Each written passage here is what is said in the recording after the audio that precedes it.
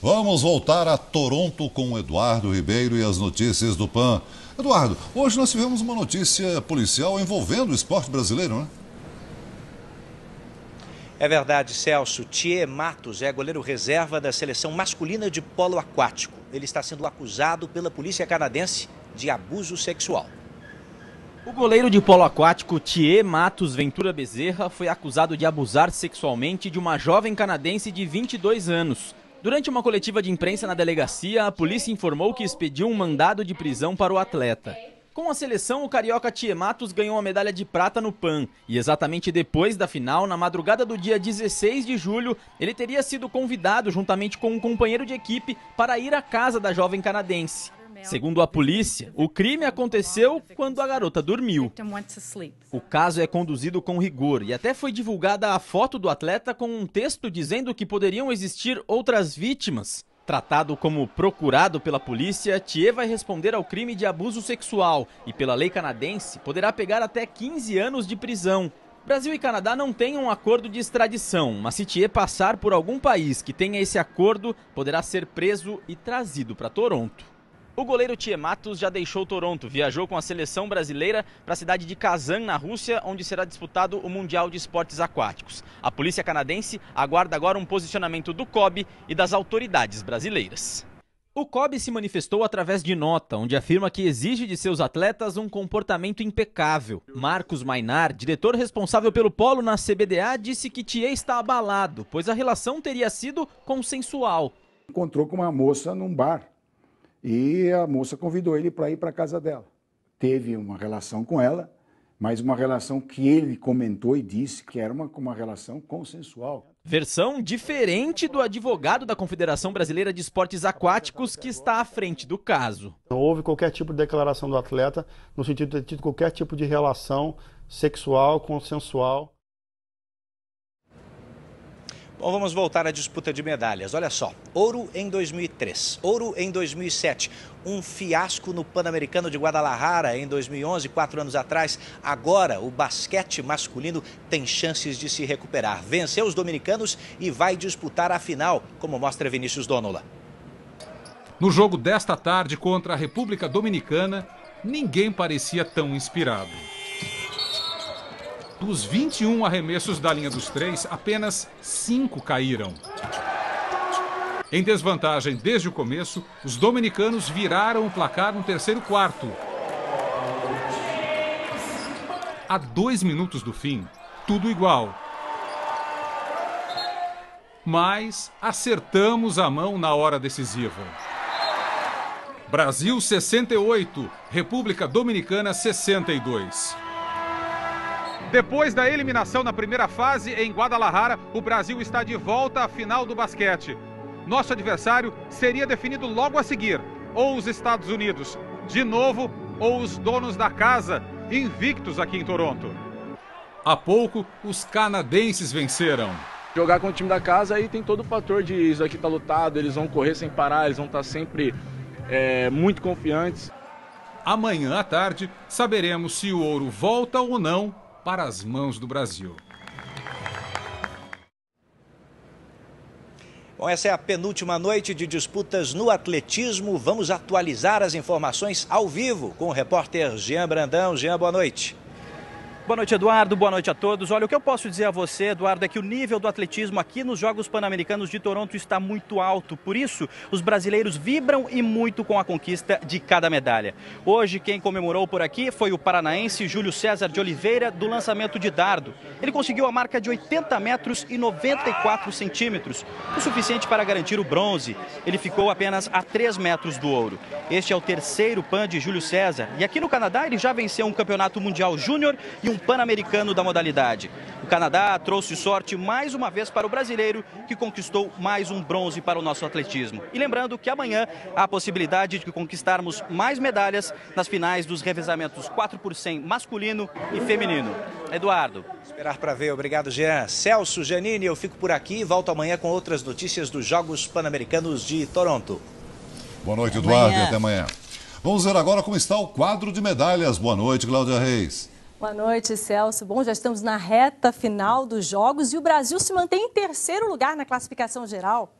Os Estados Unidos lideram o quadro de medalhas, seguidos do Canadá, e o Brasil até agora tem 34 ouros, 34 pratas, 55 bronzes, um total de 123 medalhas. Eu volto com vocês, Celso, Janine. Obrigada, Cláudia. Na Rússia, o secretário-geral da FIFA, Jerome Valk, disse que deve deixar o cargo no ano que vem. Valk disse que o futuro presidente da entidade pode ter um novo secretário-geral. Nas próximas semanas, dirigentes da instituição devem discutir reformas com os patrocinadores que cobram mudanças na FIFA depois do escândalo de corrupção envolvendo os cartolas. A Polícia Federal prendeu 2 homens no aeroporto Juscelino Kubitschek, em Brasília, com mais de R$1 milhão em notas falsas. O dinheiro estava escondido numa pasta dentro de uma mala. Eram 12 montes de R$100 mil cada, tudo em nota de R$50. A polícia ainda não sabe se os detidos iriam embarcar ou repassar o dinheiro falso para algum passageiro. Sem glúten e rica em carboidrato, a tapioca é um prato comum no Nordeste, virou febre em todo o país. Além de item obrigatório de quem faz dieta, ela pode ser encontrada nas padarias, restaurantes e até nas barracas de rua. Ela está por toda parte, com todo tipo de recheio, em qualquer horário. No café da manhã na padaria, do jeito que o freguês vai pedindo, a gente vai fazendo. Na refeição principal dos restaurantes e até nos lanches vendidos na rua. Sem glúten e saudável, a tapioca virou mania nacional. Sempre colocar um tomate, uma verdura para fornecer fibras, uma vez que a tapioca também ela é ressecativa para o intestino, ela quase não tem nada de fibra. Aqui em São Paulo é bastante comum encontrar as barraquinhas de tapioca na saída das estações de metrô. Esta aqui ainda é novata na área. Fabi, que antes trabalhava em uma loja de roupas, decidiu investir neste negócio há cerca de 1 mês e já faz o maior sucesso. Quem é do Nordeste não dispensa. Gosta de uma tapioca? Ah, gosto. Por quê? Por quê? Que é lá da minha família, do Maranhão. Aí tem todo dia lá em casa. Muito antes de virar moda, a farinha de tapioca sempre foi presença certa na mesa do nordestino. Que o diga Maristela, aprendeu com a avó a fazer o beiju, como a gente chama por aqui a panqueca de tapioca. E garante, ajudou a emagrecer. Quando você tira o pão e substitui para tapioca, você vê o benefício da tapioca. Com a fama de companheira dos regimes, o consumo disparou. Aqui nessa loja especializada em produtos para quem faz dieta, a tapioca é a queridinha. Toda semana lá se vão mais de 20 quilos das prateleiras. Mas os nutricionistas alertam. A tapioca é boa sim, não tem glúten, dá energia. Mas nem pense em exagerar. Em quantidade de calorias, uma fatia de pão é igual a 2 colheres da tapioca. A farinha é carboidrato puro e tem alto índice glicêmico, ou seja, açúcar no sangue. Então o ideal é que junto à tapioca você coloque um outro alimento. Por exemplo, você pode colocar uma semente de chia, aí diminui um pouco o índice glicêmico da tapioca. Ser avó é um grande prazer. Mas agora está provado que também faz bem à saúde. Elas ficam mais ativas e com raciocínio melhor. Só que os médicos dizem que é como o remédio, né, Janine? Tem dose certa. O mais velho tem 21 anos e o mais novo, 1 mês. Todos homens. Administrar essa meninada não é moleza. Vamos lá com a vovó, vamos juntar os brinquedos para a gente fazer uma coisa. Vem aqui com a vovó. Mas Dona Lourdes, de 68 anos, tira de letra. Adora ficar com os meninos. Esse daqui mesmo, eu ponho um colchão para um e um colchão para ele. Ah, vovó, eu não quero dormir sozinho. E aí, quando é outro dia, já tô inteira de novo. O que significa a Dona Lourdes na sua vida? Tudo pra gente. A gente sempre que precisa dela, ela tá aí.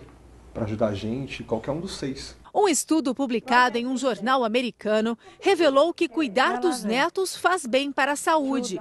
Testes foram feitos com vovós de idades diferentes. As que ficavam com os netos tiveram os melhores desempenhos. A atividade com os netos, ela deixa a vovó ativa do ponto de vista intelectual e social. Isso aumenta a reserva cognitiva.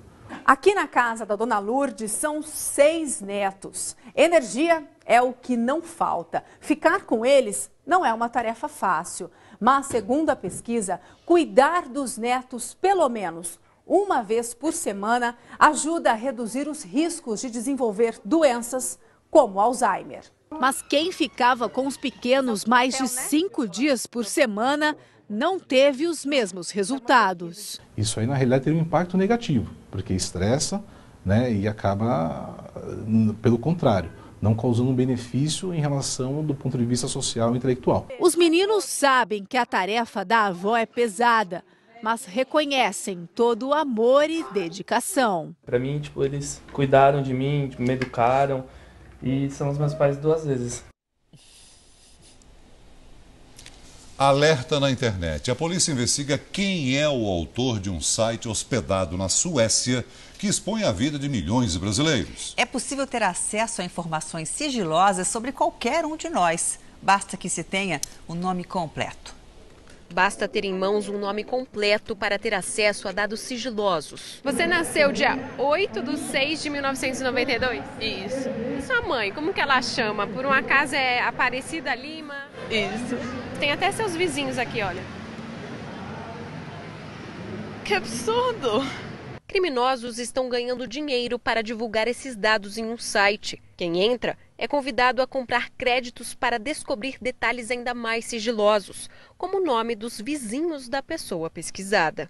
O portal está hospedado na Suécia, o que dificulta as investigações. Seu Carlos não gosta muito de internet, mas para a surpresa do aposentado, o nome dele também estava lá. Eu estou passando por um sério problema por causa disso. Empresas me oferecendo algum produto que eu nunca passei informação nenhuma. O site diz que as fontes das informações são públicas, como registros em cartórios, decisões judiciais publicadas, redes sociais. Ainda assim, a divulgação delas é ilegal. Em mãos erradas, podem ser usadas para cometer crimes, como falsificação de documentos e até sequestro. Há a possibilidade de uma condenação, especialmente nesse caso de violação, crime de violação de segredo, que está previsto no Código Penal, com pena de 1 a 4 anos e multa. A Polícia Civil já entrou com representação no Tribunal de Justiça para retirar o site do ar. Para identificar o autor da criação desse site, para poder então solicitar judicialmente a retirada do site do ar. Uma brasileira foi presa na China, acusada de tráfico de drogas. A família de Graziele Aparecida Rodrigues não sabia que ela tinha embarcado para o país. O Itamaraty acompanha o caso. Graziele Aparecida Rodrigues foi presa no aeroporto de Hong Kong ao tentar entrar na China com 3 quilos de cocaína. A droga estava escondida num fundo falso de uma mala. A família da jovem mora em Atibaia, no interior paulista. Graziele é formada em enfermagem, mas há 8 meses trabalhava como corretora de imóveis. Graziele saiu de casa no dia 15 de julho, dizendo à família que ia trabalhar em São Paulo. A mãe não desconfiou de nada. As viagens para a capital tinham se tornado rotina na vida de Graziele por conta da profissão. 2 dias depois, ela entrou em contato por telefone com um amigo. Estava presa por tráfico internacional de drogas e precisava de ajuda. A notícia da prisão surpreendeu os parentes. Uma pessoa amável, uma pessoa assim que estava sempre ali do lado da família, junto com a família. As leis chinesas são rigorosas com traficantes, que podem ser condenados à morte. O Brasil precisa de ter tratados de extradição com esses países todos, a fim de que possa trazer esses prisioneiros que vão ser condenados à morte, para que venham ser julgados no Brasil, de acordo com a lei brasileira, caso eles aceitem, é claro.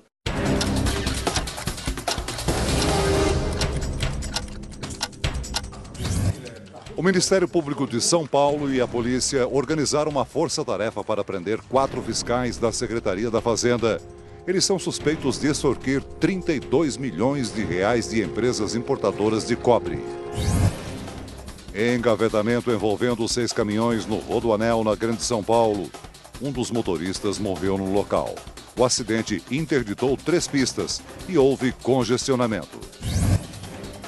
No Rio de Janeiro, um esportista morreu depois de saltar da Pedra da Gávea. Segundo testemunhas, o equipamento não teria funcionado. Ele saltou usando uma espécie de roupa morcego. No Guará, a 15 quilômetros de Brasília, moradores protestaram, mas não conseguiram impedir a destruição das quadras que eles tinham reformado. No local, o governo deve construir uma escola técnica. Uma banda coreana tem mudado a rotina de muitos adolescentes e jovens em São Paulo. Eles contam as horas para ver os ídolos de perto pela primeira vez. A amizade de Nayara e Marjorie surgiu de uma paixão em comum.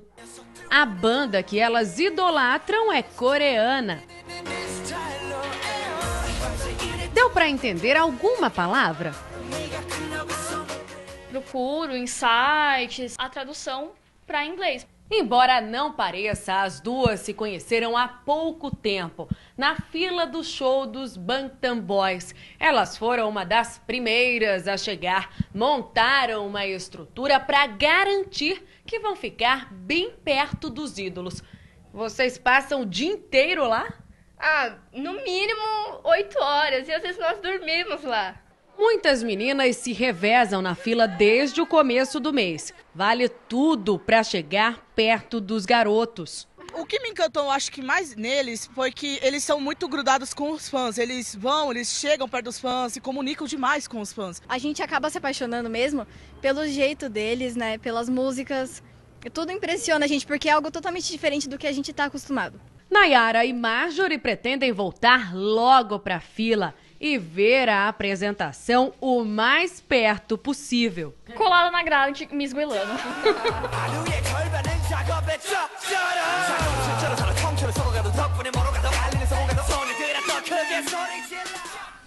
Há pouco mais de um ano das Olimpíadas, uma das promessas do governo não vai ser cumprida: a despoluição das lagoas do Rio de Janeiro. O que seria o maior legado das Olimpíadas ficou na promessa: a despoluição da Baía de Guanabara. Nos 380 quilômetros quadrados, lixo e esgoto estão por toda parte. As provas de vela vão dividir espaço com a sujeira. O compromisso do Estado era tratar 80% de todo o esgoto despejado, mas já admitiu que não vai cumprir. 55 rios desaguam na Baía de Guanabara. Antes de chegar aqui, eles passam por 16 cidades. Por segundo, são despejados nas águas da Bahia 18.400 litros de esgoto. Apenas as raias serão limpas. O trabalho será feito por barcos e barreiras ecológicas que tiram o lixo do espelho d'água. O campo de jogo está pronto para as Olimpíadas. Daí a ser o campo de jogo dos sonhos, são outros 500. A poluição já repercutiu no exterior. A Federação Internacional de Vela se preocupa com a saúde dos atletas e ameaça pedir a mudança no local de competição. Apesar de não ser palco de provas, a despoluição das lagoas da Barra e de Jacarepaguá também fazia parte do compromisso do Estado. O Ministério Público Federal exige um estudo ambiental para que a dragagem seja feita. Não é possível você atuar de uma maneira atabalhoada ou de uma maneira, muitas vezes, sem um projeto mais estudado, e aí com isso você vai causar um problema ainda maior. Aos pés do Cristo Redentor vão ocorrer as provas de remo. Só em abril foram recolhidas daqui cerca de 50 toneladas de peixes mortos. A limpeza natural da Lagoa Rodrigo de Freitas é feita por aquele canal que desemboca nas praias do Leblon e de Ipanema. Mas especialistas afirmam que o volume dessa troca de água deveria ser muito maior para que a lagoa se beneficiasse com a despoluição. Há pouco mais de um ano para os Jogos, o desafio da cidade olímpica será convencer que está pronta para receber o maior espetáculo esportivo do planeta. Em nota, o governo do Rio de Janeiro informou que a qualidade da água da Baía de Guanabara está dentro dos padrões internacionais. E a Prefeitura do Rio diz que monitora frequentemente o nível de poluição na Lagoa Rodrigo de Freitas. O fim de semana será de tempo firme em quase todas as regiões. O sábado terá sol do sul do país até o interior do Nordeste. Amanhã, ainda há risco de temporais entre o litoral da região sul e parte do sudeste por causa de uma área de baixa pressão atmosférica. Instabilidades também provocam pancadas de chuva entre o extremo norte e o litoral do nordeste. Na região sul, a madrugada será fria. Em Curitiba, faz apenas 9 graus. Em Goiânia, a mínima é de 14. À tarde, máxima de 17 graus. Em Florianópolis, já em Fortaleza, faz muito calor, com 31 graus. São Paulo terá um dia dia chuvoso e frio. A máxima é de 16 graus. Em João Pessoa faz 29, no Rio de Janeiro 23. Em Salvador, 26 graus. E um temporal atingiu a capital baiana e deixou as ruas, olha só, completamente alagadas. Amanhã, o tempo fica abafado e só chove no fim do dia. Fragmentos do passado, aos poucos, revelam a história do Brasil. Em Belém, pesquisadores estão reconstituindo um dos principais engenhos de açúcar da Amazônia. As ruínas impressionam. O mais antigo engenho de açúcar da região fica em Belém. Tombado na década de 80, o sítio arqueológico do Murutucu virou patrimônio histórico da cidade. Campo de pesquisa fértil, né, tanto na arqueologia como no treinamento de futuros pesquisadores aqui para o norte do país. O engenho foi fundado no século XVII. Esta ruína era a Capela do Engenho. Muitos traços da arquitetura permanecem preservados. Em alguns detalhes é possível ver como se davam as relações sociais naquela época. Esta seria a entrada da capela. Aqui por baixo passavam os escravos. Por cima existia uma estrutura que dividia a entrada dos senhores de engenho. O trabalho de escavações é minucioso. Já foram encontradas louças, vidros, cerâmicas e metais com traços das culturas indígenas e africanas. Esta área seria a fábrica do engenho. Ainda é possível ver as antigas paredes da casa. A gente já tem um acúmulo de telhas e, pelo formato delas e como elas estão dispostas, provavelmente este terreno foi mexido. Então a gente vai cavando cada vez mais fundo para tentar localizar o piso. Esse ano a gente está trabalhando na Casa Grande, né, mais especificamente na área da cozinha, onde a gente acredita que se davam as relações entre os senhores e os escravos, e também na área do engenho, propriamente dito, na fábrica de açúcar, de aguardente, para tentar entender como é que eram esses trabalhos no período colonial, no período do Império, né, na produção desses produtos. A cidade mais cosmopolita do mundo vive um clima de nostalgia. Em Nova York, a moda agora é frequentar bares escondidos, com ar de mistério, bem no estilo anos 20. É bom abrir o olho em Nova York. Aqui, nem sempre o que parece é. A lanchonete na esquina vende hambúrguer o dia inteiro, mas muita gente entra aqui em busca da escada lá nos fundos. No segundo andar, um outro ambiente. Só soube desse lugar porque uma amiga me contou, diz a americana. Esse é o charme. Sem nome na porta, sem placa. Vem quem conhece. Os Beatles estiveram aqui em 65, quando era um restaurante, diz Adam Fulton, um dos donos. Ele fala, mas não prova, e a história fica assim, como local, envolto em segredo. Esse aqui parece um daqueles barbeiros dos mais tradicionais. As cadeiras antigas. Isso é só fachada. Enquanto o cliente corta o cabelo, atrás da porta pesada, a surpresa. As duas amigas nunca tinham vindo aqui antes. Adorei esse ar de mistério, diz ela. O dono garante, o barbeiro na frente atrai mulheres para o bar. Elas sabem que vão encontrar aqui uns rapazes mais bem cuidados, conta Adam Fisher. Some well-groomed guys are hanging around. Mas não é só por isso que o lugar faz sucesso. Virou moda em Nova York reviver os anos 20, quando era proibido vender bebidas alcoólicas no país. E os bares da cidade desafiavam a lei com muita criatividade, contando com a vista grossa da polícia. A entrada era sempre disfarçada, como essa, um beco. E o lugar está igualzinho ao que era antigamente. Tem até a tradicional passagem secreta. Tá achando que essa é uma estante, né? Garrafa, só escondida. Nas mesas, muitas xícaras de chá, para disfarçar. Eu queria ter vivido nessa época e a gente vem aqui pra... Será? Gostaria, eu acho mais glamouroso, o jeito das mulheres se vestirem. Quem não viveu nada disso agora pode experimentar. Na nossa última reportagem da série Herói do Pan, você vai saber o que a ex-empregada doméstica Adriana da Silva superou para conquistar a medalha de prata na maratona dos Jogos de Toronto.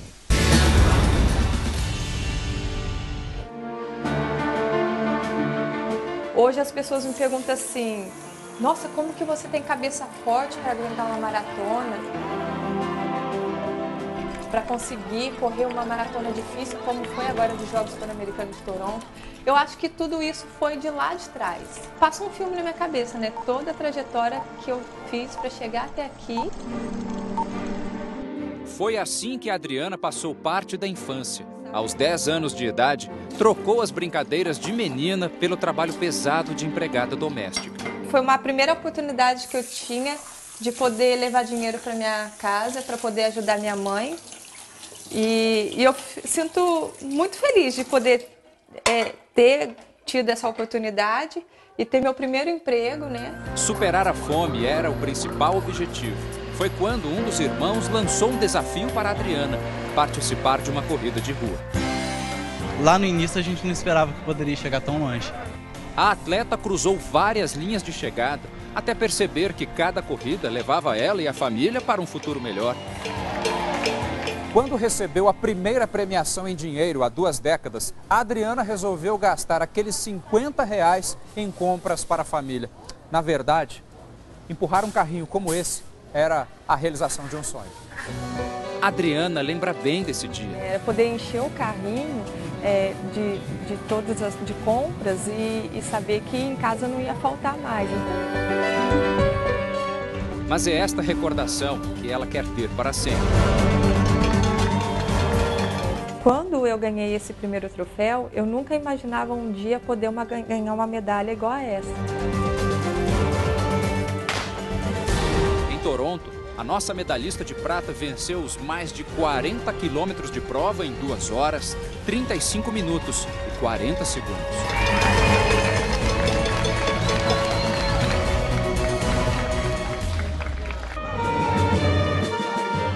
Em Cruzeiro, cidade onde a família ainda vive, Adriana foi recebida com festa no dia em que completou 34 anos.